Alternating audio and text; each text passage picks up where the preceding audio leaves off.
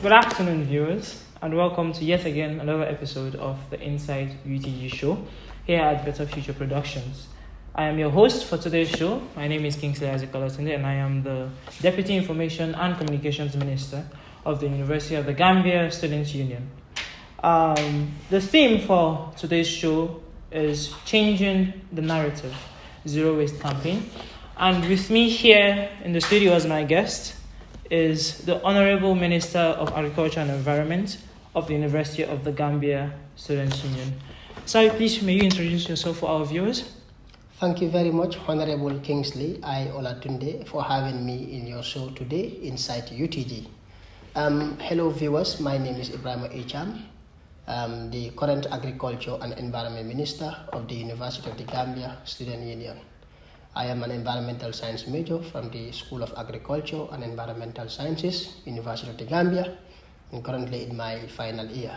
Thank you. Okay, now, like we've already mentioned, today's show is all about the Zero Waste Campaign. So, Mr. Cham, can you tell us about the launching of the Zero Waste Campaign and what the campaign is about? Thank you very much for that wonderful question. The University of the Gambia Student Union, under the Agriculture and Environmental Ministry, is mandated to keep the environment of UTG and outside it clean and safe for effective teaching and learning. So on that, for that reason, the ministry deemed it fitting and very necessary to embark on a zero waste campaign. So this zero waste campaign, we'll launch it on February 16th, whereby we aim to sensitize the students of the University of the Gambia on how to take up the responsibility of keeping the environments of UTG and outside it clean and always safe for living. That is the purpose why we launched this zero waste campaign. Okay. Now, when you say zero waste, like waste is quite a blanket term. So, what particular wastes is your campaign aiming to eliminate in the first place? The aspect of waste that the campaign is aiming to eliminate, I can say generally, is cross-cutting. All right. We have made a survey in the University of the Gambia and observed that we have several types of waste that we generate, ranging from the solid waste, which involve the plastic. All right. We also have the paper waste, as well as we have metals also that we encounter, sometimes in our campuses, and these things are very, very harmful to the students, because a student may stumble over this metal waste, and it may happen to harm the student, inflicting what we call a tetanus to the student, and that may be very detrimental to the health of the student. So this kind of waste that we normally have in the university campuses, we deem it necessary that, okay, fine, we need to embark on waste sensitization to make sure that students will take up the responsibility, to manage waste that are at their disposal. When you have a waste, you try to make sure that you find a particular place, a safe place where you can be able to dispose the waste, and later on, you'll have the right authorities to pick up this waste and then dispose them safely. So that is the reason why we launched this zero waste campaign. So basically, the zero waste campaign is cross-cutting. It's targeting all forms of waste: the plastic waste, the paper waste, the metal, even the organic waste from our breads that we eat, the leftovers. All those waste, we should not just be throwing them just like that in campuses. We have to find a safe place where we can be able to dispose them.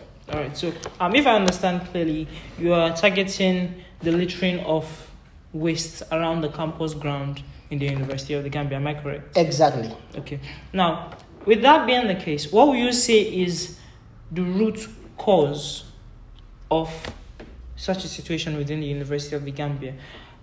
In as much as part of the blame goes to the students themselves, their habits and, their habit of littering, is it totally the students' fault that such a situation has come to pass, or does part of the blame go to the management or the union as well?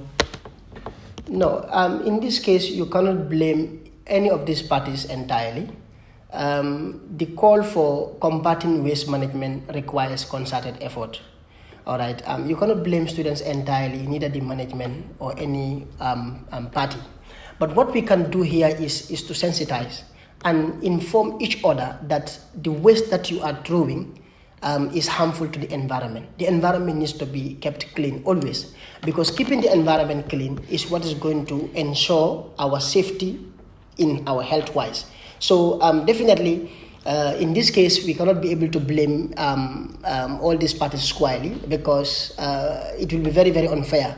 So all we can do is to engage these partners or these parties to make sure that we come together concertedly, put our efforts together to make sure that we combat the littering that is going on in our campuses and outside it. Okay, so I think that my previous question might have been poorly phrased. I'm not trying to create a situation of a blame game within the university. What I'm trying to do is identify the root cause of littering within the campus. Now, I believe at this point we've agreed that one of the root causes is poor habits on the side of the students. So what other root causes would you say are there resulting in the littering within the campus? The other root cause that, if I may put it this way, is lack of proper sensitization and the effects of or the harmful effects of waste mismanagement to the environment. I could say this could be could be another root cause. Lack of proper sensitization. Once we are able to sensitize the minds of students that the waste that you are littering in the environment is harmful to your health, harmful to the environment, and even other living organisms, I believe they will be able to take up the responsibility to combat the littering. Okay. In as much as I agree with you with the sensitization of students as a root cause, I think there are other root causes that we've yet to identify. Most notably, the availability of proper waste disposal means. Now, I say this not flippantly, because this is something I have witnessed occurring within the university. There's a particular room in the university, the UTG cafe, and there is no waste bin in that place. There used to be, it broke and they discarded of it, and then there hasn't been ever since they discarded of that particular one. And I have noted multiple times that students just discard the waste because they're sitting comfortably in the cafe, and they just discard the waste on the floors, or they abandon it on the tables, on the chairs, and it's up to the cleaners to come and get rid of those wastes for the students. Now, in this case, again, in as much as it is the poor habit of the students and they are not well sensitized, I believe another cause in this particular case, and that might also be the case for multiple areas within the university and within the campuses. And going back to what I was saying, that in this case, another cause is the unavailability of means of disposal of wastes. Would you agree to that? Yes, I will agree to that, and that is a very correct distinct point. But then also to add on to that, this is why earlier I said in order to combat the littering in UTG campuses, it requires a collective effort. All right, collective effort in the sense that the cafeteria that you're talking about, the operators of those cafeterias, if they see to it that students are coming, eat, and then later they will just take the refuse and litter it all over, that is very abnormal. That is not good. So if they also take it upon themselves to try at least and buy maybe 3-4 bins from the proceeds they are making from their business and station it at their cafeteria, you will see that once the students come to buy food and they inform the students that once you have eaten your food, please take the garbage and throw it in the dustbin. That is one way of helping the university and helping the nation in combating the littering in that area. Also, the University of the Gambia Student Union also, in that regard, provision of dustbins, which could be a potential factor leading to the littering in the University of the Gambia campuses. We are working towards that. That is the Agriculture and Environment Ministry, to provide dustbins, not only in a specific campus, but in all the campuses, Brikama, Kanifing, and Banjul, to provide dustbins and then make sure these dustbins are labeled into a segregated style or in a segregated format. That is, we're going to have a dustbin for plastic, a dustbin for paper, a dustbin for metal, as well as a dustbin for organic. So in that way, you will see to it that, okay, fine, once we launch the project, which we are working on to launch the project in the soonest, once we launch the project, we're going to sensitize the students through short video clips on how to use those dustbins.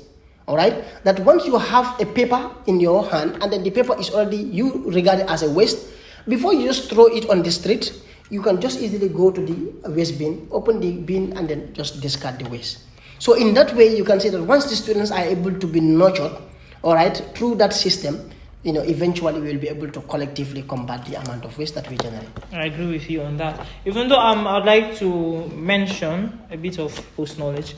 The cafe I mentioned is defunct, so it's no longer functional, and it's just more of a resting area at the Faculty of Law. So as a result, there is no monitoring or supervision in that particular place. But moving on, why do you think the zero waste campaign is so important to the university and to the Gambia at large? One is to keep the environment clean and safe for habitation. Two also is to nurture that culture of being responsible for taking care of the waste that we generate, not only in the University of the Gambia, but even to our homes. Because students that are coming to university to learn are coming from homes. So once this zero waste campaign is being successfully, gain momentum in the University of the Gambia, students that are there will be able to still go to their respective homes and translate that culture of being responsible in terms of the waste that we generate. So to their homes, being responsible to the waste that they generate there is like you are one way or the other contributing to minimizing the amount of waste that we generate in the society. And the society at large is the Gambia. So the importance of this zero waste definitely will assist or will help both the University of the Gambia, outside the University of the Gambia, to minimize the amount of waste that we generate. And in that way, we can be able to live very sustainably in our environment. We can be able to live, we can be able to exist in our societies, in our environments, very healthily. And in that way, we will be free from diseases, germs, and other pathogens that are affecting us in our health-wise. That is quite a noble goal. I would like to, in as much as you've already mentioned a few of your plans coming this far, I would like you to go into detail as to the plans you have in store in regards to the campaign in the University of the Gambia. Yeah, so the Ministry, Agriculture and Environment already had an MOU, internal MOU, between the Ministry of Agriculture and Environment and the Ministry of Information and Communication Technology, because they are the information house of the Union. So one of the clauses in that MOU is to have a campaign messages that is going to be rolled out on a weekly basis, and we have started that shortly before we embark on the Students' Week. And the campaign we have observed that it's gaining momentum, and it's having some kind of a significant impact on the lives of the students, because what happened is the human mind is subjected to forgetfulness. But from time to time, if you roll out a message about waste management, how students should be responsible in keeping their environment clean, all right, that is one way or the other contributing to reminding the student that this is what you need to do. When you go to the campus and you are having waste, do not just throw it anyhow, but keep it safe, or you dispose it at a very safe place. So the ministry is having some of these things in store. That is to continue its campaign to students on weekly basis, roll out a flyer, send it with a small message. That's to remind the students that the environment belongs to all of us. We need to protect it for our common good. So that is why the ministry is striving and working hard to make sure that this campaign, at the end of the day, will gain a significant importance and impact to the lives of the University of the Gambia students. Okay. You've mentioned collaboration with the Ministry of Information and Communication. That is my ministry. What other ministries within the Students' Union are you collaborating with in regards to this particular campaign? So far, there is no other ministry that we are collaborating with. It's the Ministry of Information and Communication that we are collaborating with. Because when it comes to like sending out this information, they are key. They are in fact the ministry that we need to collaborate with. So this is why we decided to have that internal MOU with them to make sure that we smoothen the campaign drive for a successful campaign. Okay. Here's a question that just popped up in my mind. What do you think is the current impact of the improper waste disposal within the University of the Gambia on the health of the students? The impact is less because given the fact that from what we have observed since this current council came into office, yes, the campuses, of course, there have been that level of waste management, in the campuses, but just need to strengthen the effort to make sure we multiply, the sensitization to make sure that at the end of the day we're going to achieve that zero waste campaign that we are advocating for. In that way, the health aspect of the students, the lecturers, as well as those who are coming in and out, the visitors, will be assured. All right. Now, in regards to the campaign so far, what would you say are the challenges you've faced coming forward? What exactly have been the roadblocks that have impeded progress so far? The roadblocks, first of all, I would say some of these bureaucratic processes that are involved in our municipalities, all right, because we have seen that since we embarked on our campaign, which led to our first general campus cleanup exercises, which we did across all campuses on the 12th of March. It was, of course, a success. But then before we reach out to the municipalities, the bureaucratic process, you go up and down. Before you are able to get what you want, and that it takes time. And that also hinders the objective of what you exactly want to achieve at the end of the day. And also financially, we have been impeded, definitely, because we all know that there are certain activities, if you want to do that, finance is very, very key. So some of these things are definitely challenges and factors that are really making us to progress very, very slow.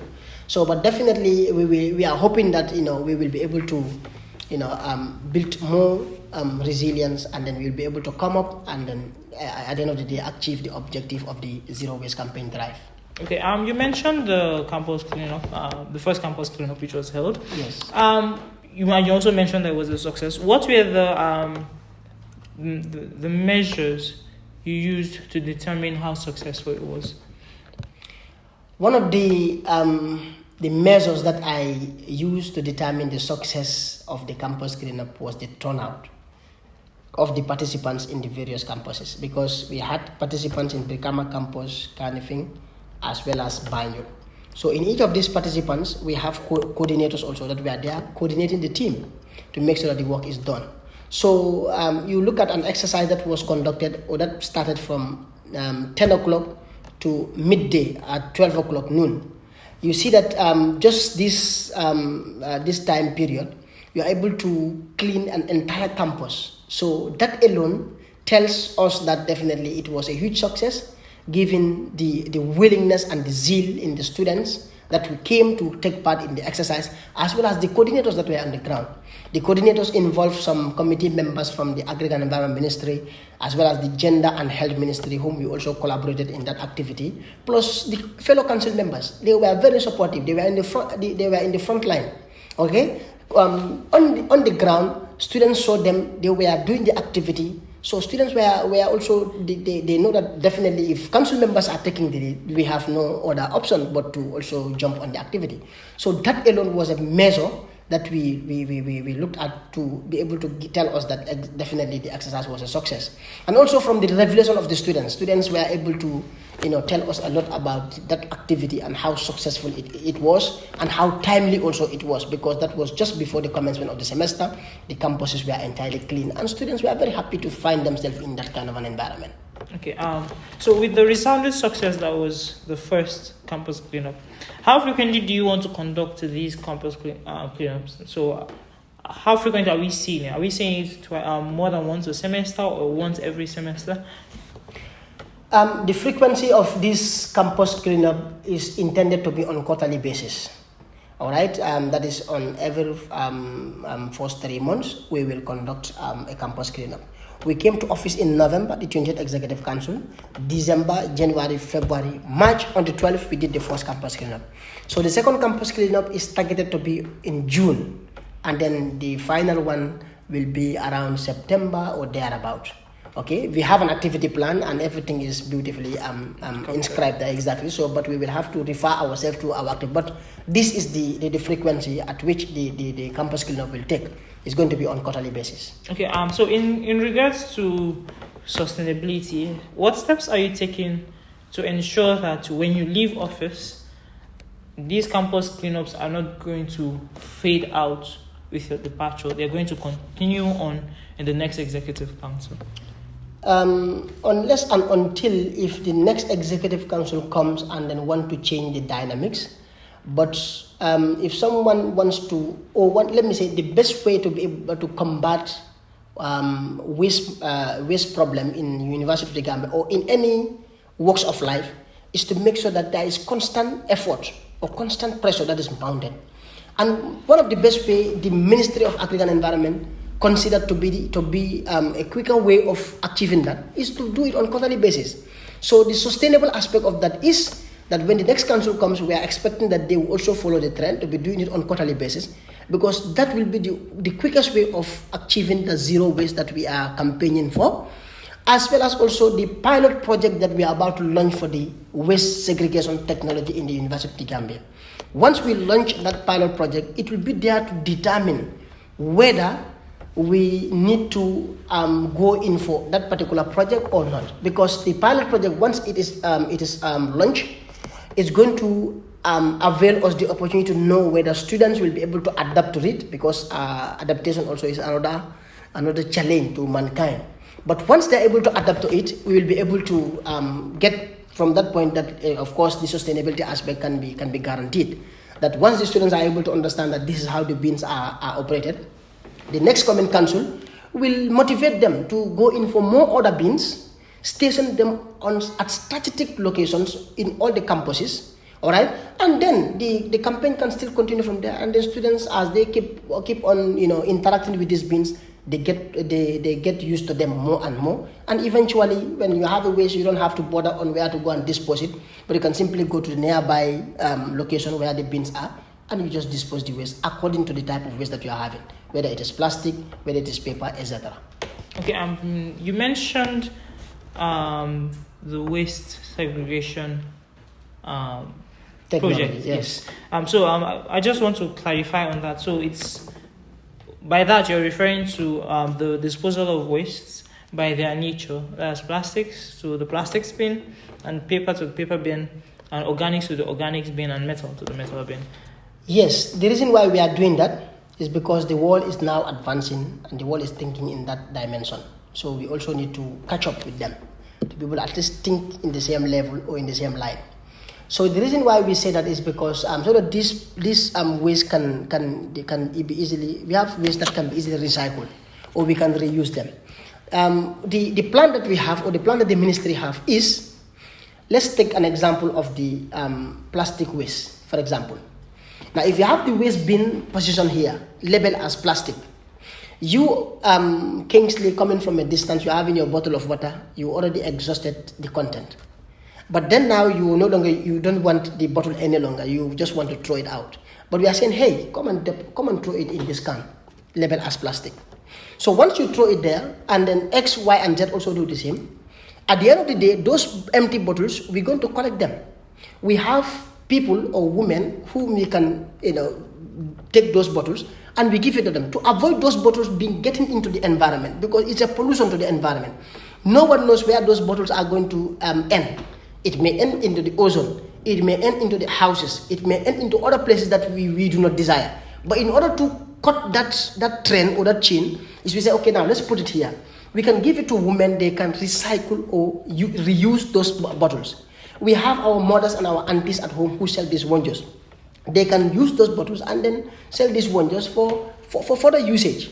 So that is why we are saying that the waste segregation technology will be very helpful in terms of combating the waste that we generate in the campus. Again, We can also have another bin that we label as organic. Like you can eat your leftover bread, you just dispose it there, or any other this thing leftover that is organic in nature. At the end of the day, these things, we have farmers that can turn those organic waste into compost. And this compost can be used into our agricultural gardens, whereby the farmers can use it for manure to boost their agricultural productivity.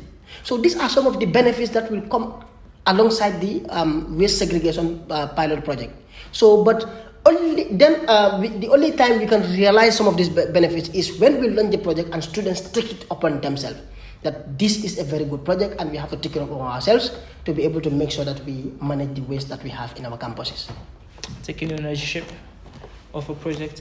But now let's step outside of the University of the Gambia for a moment. What do you think are the challenges to proper disposal of wastes in the Gambia? Come again? So, outside the University of the Gambia, what would you say, your opinion, I'm asking for your opinion on this one. What do you say are the challenges to the disposal of wastes in the Gambia? One of the challenges is people not abiding to the law. That is one of the challenges that is affecting us as a people or as a country.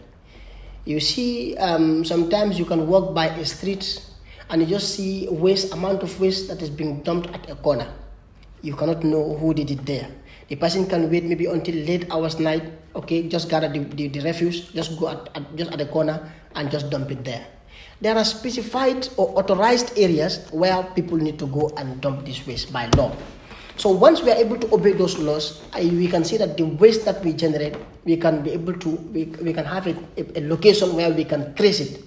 But once we started throwing waste just haphazardly, just like that, at the end of the day, we will realize that the waste management is going to be more and more problem on us. Look, for example, the Bakote dump site. People living around that surrounding are seriously affected nowadays. All right, they are exposed to less water quality. The water quality that they are using there is very, very poor. All right, so you also look at their health also is at risk, because just of recent you see that there was a fire that outbroke there. So people were just people were definitely within that surrounding, they were suffering. So what led to that is because that place, of course, people go there to dump their waste. But, as we continue to generate more of this waste, it later have a negative consequences on our lives.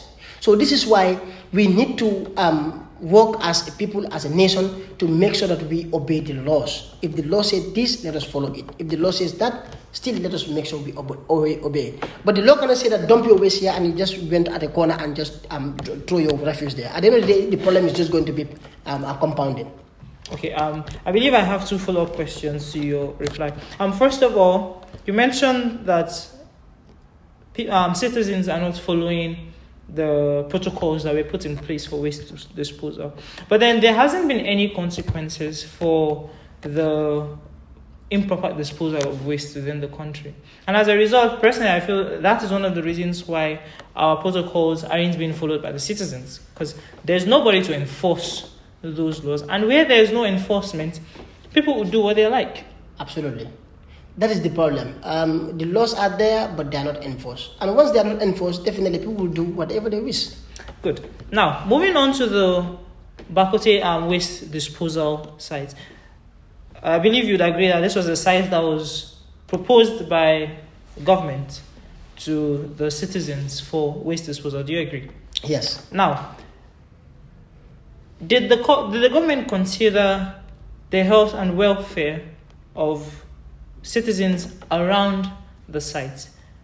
Do you think they considered the health and welfare of citizens around the site when they proposed that particular site as a dump site? That's my first question.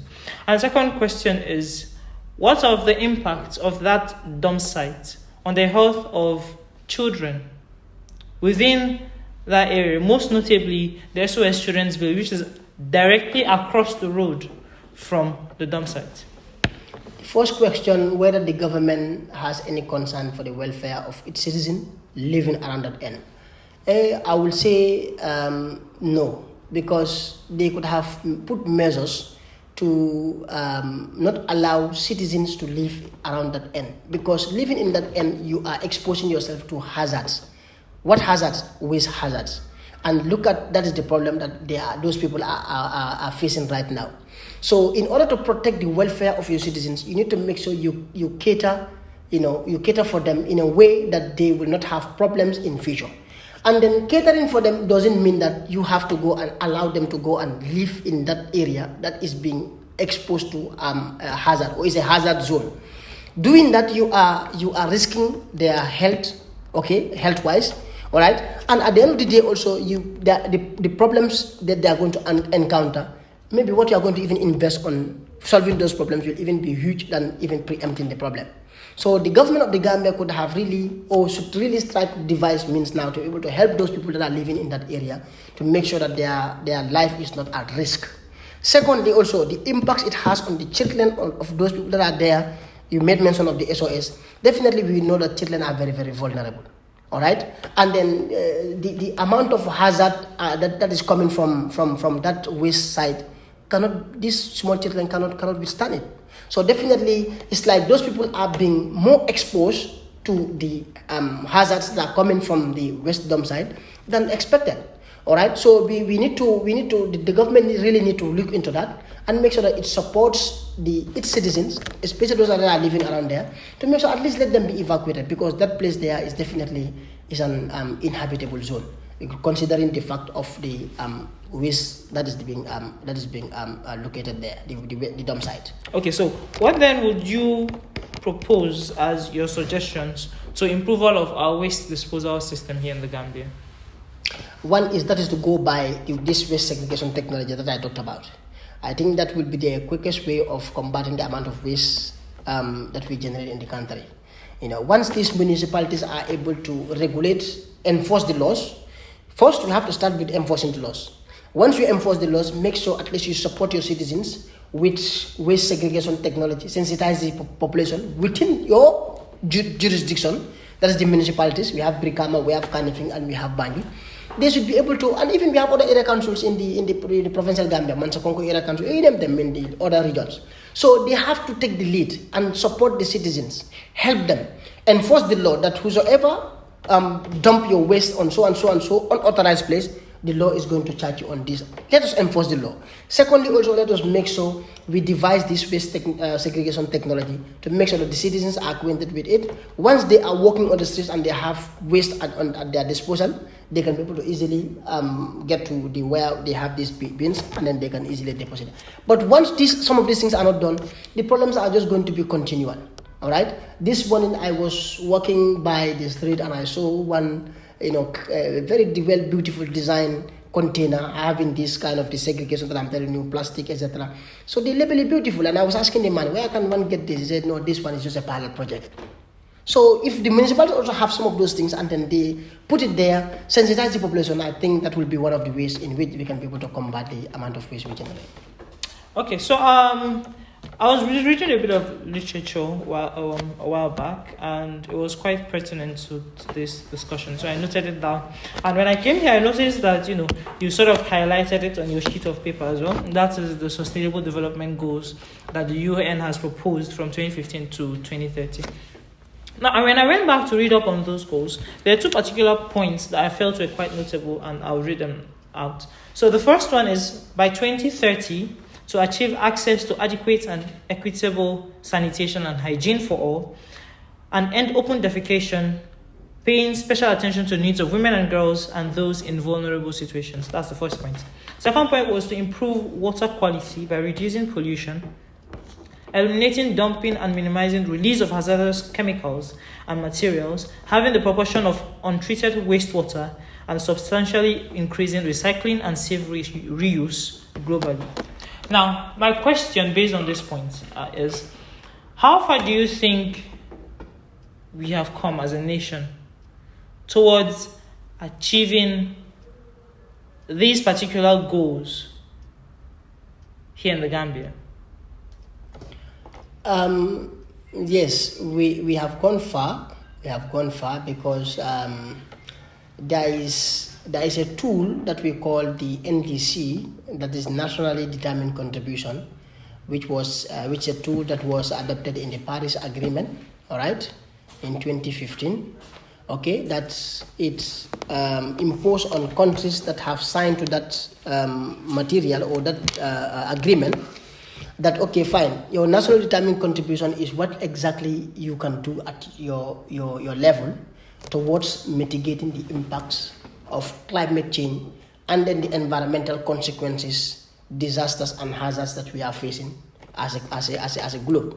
All right. So with regards to that, the NDC, the Gambia has been doing very, very well with regards to its NDC, because we can see that there are so many environmental associations that are coming up, planting trees, cleaning beaches, trying to manage waste. So some of those things are very, very good in terms of sensitizing the population on how to be very responsible in terms of keeping the environment intact. Okay, so with this sustainable development goal that you're talking about, I think the Gambia has been also doing very, very well with regards to the good health and well-being, all right, and also helping the children and the women who are considered most of the time as the most vulnerable. So the Gambia definitely has come far. Definitely, it has been doing very well in terms of its NDC. But this saying that the Gambia has been doing well doesn't mean that okay, fine, that's the end. We still need to mount pressure. We still need to put our efforts together. We put all hands on deck to make sure that we work together to make sure at least we achieve a very meaningful and a very sustainable society that all can live in. Okay, so apart from the eradication of waste and ensuring that proper waste disposal technologies are available in the Gambia, what other sustainable development goals do you think the Gambia has worked on quite well enough ever since the inception of those goals? Yes, it has been working on SDG 13, that is climate action, virtually, also on SDG 14, that is life on land. Sorry, 14, that is life, life on land, that is SDG 14, and SDG 15, that is life below water. Life below water is talking about just the marine environment, our water bodies, etc. Life on land, that is our terrestrial ecosystem. SDG 13, how to protect the climate, the planet from climate, consequences. So the Gambia has been definitely trying when it comes to these SDGs, all right? As well as even also when it comes to SDG 4, which talks about, I think, quality education. So we are struggling. We are definitely trying to make sure we meet up the target. All right, because the target is set to 2030. That by 2030, yes, we want some of these things to be achieved so that everyone can live happily on the planet. So for the Gambia, definitely, we need to applaud them that definitely they are doing very, very well, because looking at the CSOs, the civil society organizations, the environmental associations, they are definitely coming up. They are definitely working hard to make sure that at least we achieve a greater part of these SDGs that are being outlined by the UN. Okay, so bearing in mind that we previously had our own national goal of 2020, growing what we eat and eating what we grow, bearing in mind that we are unable to fully accomplish and achieve that goal, what are your thoughts towards how we would accomplish the goals of this, achieve these sustainable development goals by 2030, which is 8 years from now? That is the food security? Yes. Yes, there is possibility of achieving food security by 2030. It only depends on us, our thinking and our notion, the mentality. But it has depended on us ever since, even before 2020 and eating what we grow and growing what we eat. Yes. It has always depended on us. The problem is, yes, it has always been dependent on us. This is why I say we are the problem of ourselves. We are our own problem. Because looking at especially the agricultural sector, there are a lot of lapses. Yes, truth be told, there are a lot of lapses. Because you cannot imagine this lot of projects and funds that are coming on, and still the Gambia cannot attain food self-sufficiency. Looking at the population of the Gambia, some are even saying that the population of the Gambia compared to the capital city of Senegal, you cannot even compare them. The population of the capital city of Senegal is even larger than the population of the Gambia. So how come still you cannot be able to achieve that level of food security and that level of development? You put a question mark. So the problem is ourselves. Once we change the mindset, we try to walk in the right direction. I believe with time, even way before 2030, we can be able to achieve food self-security. Research has revealed that In the Gambia here, even only our Jahali and Pachar in the CRR region, all right, those two places alone can feed the whole entire Gambia. The research has revealed that. But then why that has not been happening? We need to ask ourselves, what is the problem? And what has the research said has been the problem?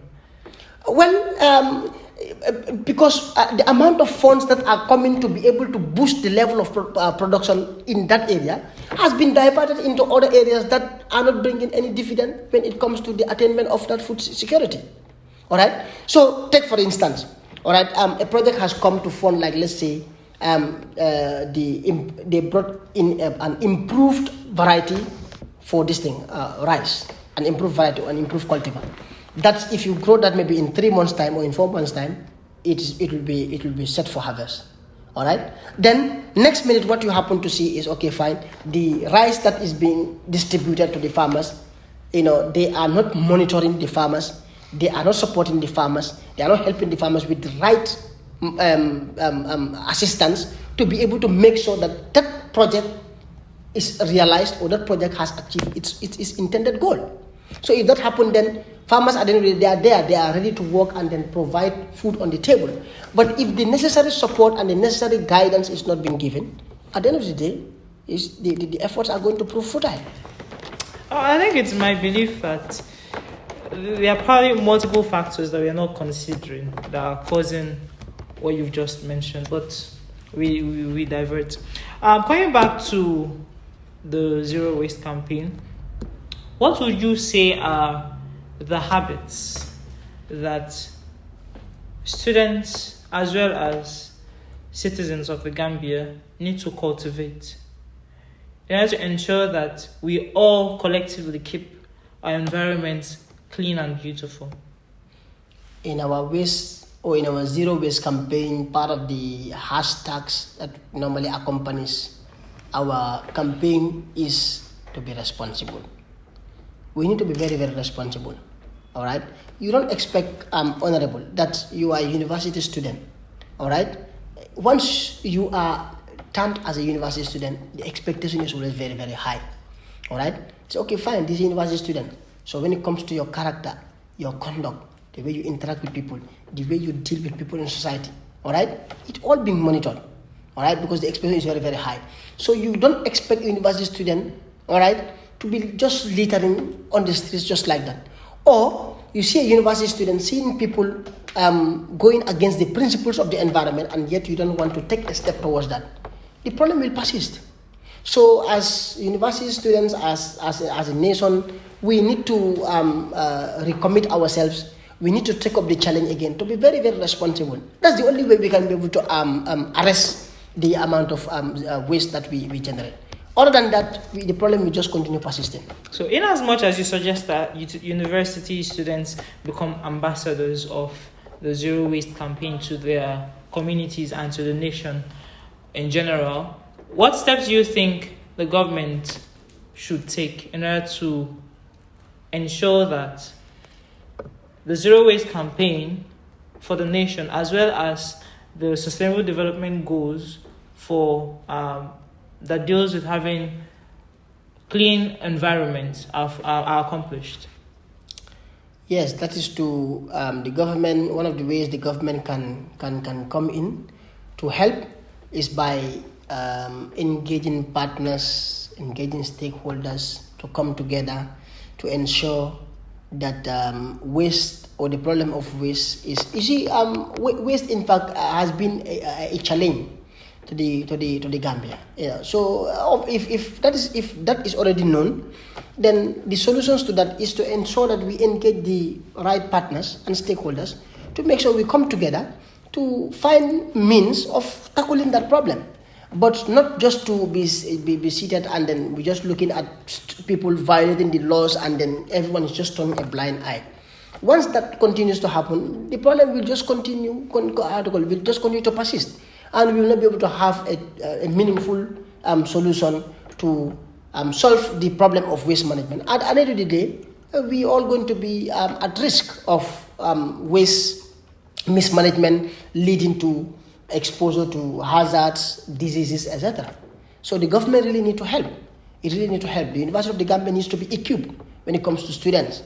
All right, and then the university management, they all need to be, the government need to support them, equip them when it comes to, like, because they are the ambassadors. Tomorrow they are the ones that are going outside there and sell the agenda.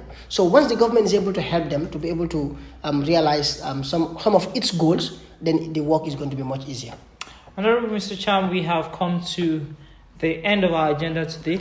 Before we close, what final word do you have for our viewers? Yes, thank you very much, Honorable Kingsley, Deputy Information and Communication Minister, UTG-SU, for giving us this opportunity to be on this platform to discuss about the Zero Waste campaign of the UTG-SU, its significance to the lives of people, and how people should take it upon themselves to take up the challenge to make sure that we achieve a zero waste, not only in UTG, but outside UTG. So we want to thank the entire Executive Council, 28th Executive Council, and the students of the University of the Gambia for the support that they have been rendering on us, rallying behind us towards achieving some of our plans and activities that we have in store, as well as also we thanking the university management in helping us in our drive to achieve a very conducive environment for students of the University of the Gambia. We thank our family members, our friends and loved ones who have always been praying for us, supporting us, and always have concern for our progress and our development. I thank you, each and everyone out there, and I said I love you all. Thank you very, very much, viewers. Remember that one of the changes we want to have is a beautiful and clean environment to grow up, to raise our kids, and to develop our country. So thank you very, very much for tuning in today. We look forward to seeing you on next week's show on Tuesday at 3 p.m.